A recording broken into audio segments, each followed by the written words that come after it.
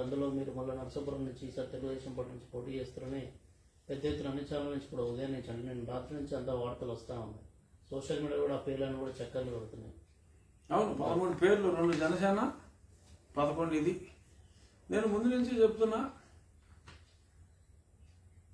ఇప్పటి నుంచో జనసేన తెలుగుదేశం కలవక ముందు నుంచి జనసేన తెలుగుదేశం భారతీయ జనతా పార్టీ కూడా తప్పకుండా కలుస్తుంది అని చెప్పి, కూటమి అభ్యర్థిగా నేను ఉంటానని చెప్పి అట్లీస్ట్ 2 years నుంచి చెప్తున్నాను. కనీసం 2 సంవత్సరాల నుంచి నేను చెప్తున్నా.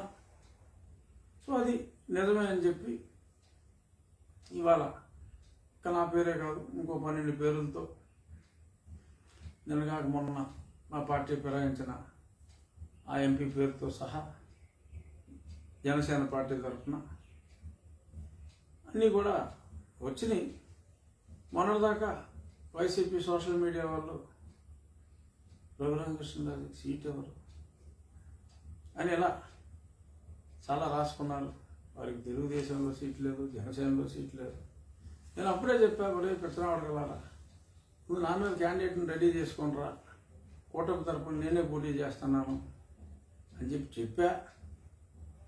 ఇప్పుడు మరి ఎప్పుడైతే అది పేపర్లో మరి వచ్చింది, ఆ పేపర్లో వచ్చిందంటే మరి దాని అథెంటిసిటీ అది ఎంత నిక్కచ్చిగా ఉంటుందనేది అందరికీ తెలిసిందే. సో దాంతో వీళ్ళకి ఏడుపు ఒకటే తక్కువ. ఆ కాలకేయులకి, వైసీపీ కాలకేయులకి ఏడుపు ఒకటే తక్కువ. వాళ్ళకి ఏం మాట్లాడాలో ఏం అర్థం కావట్లేదు. సరే, మరి ఈ 1-2 రోజుల్లో మరి నా మీద ఏదన్నా మరి క్యాండిడేట్ని ఎవరినైనా వెతికి వెతికి వెతికి వెతికి వెతికి తెస్తారేమో చూద్దాం.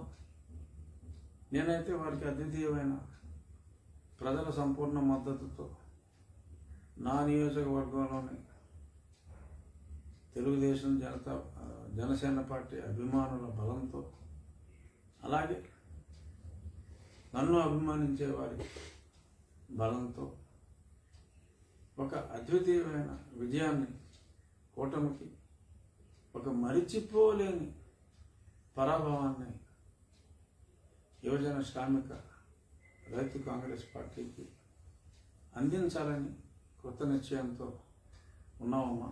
జగన్మోహన్ రెడ్డి గారు అండ్ కంపెనీ రెడీ చేసుకోండి. ఎవరిని పెడతారో రెడీ చేసుకోండి. దిక్కుమాలిన మాటలు, పనికిరాని మాటలు బాగొద్దని చెప్పి మీడియా ముఖంగా వారికి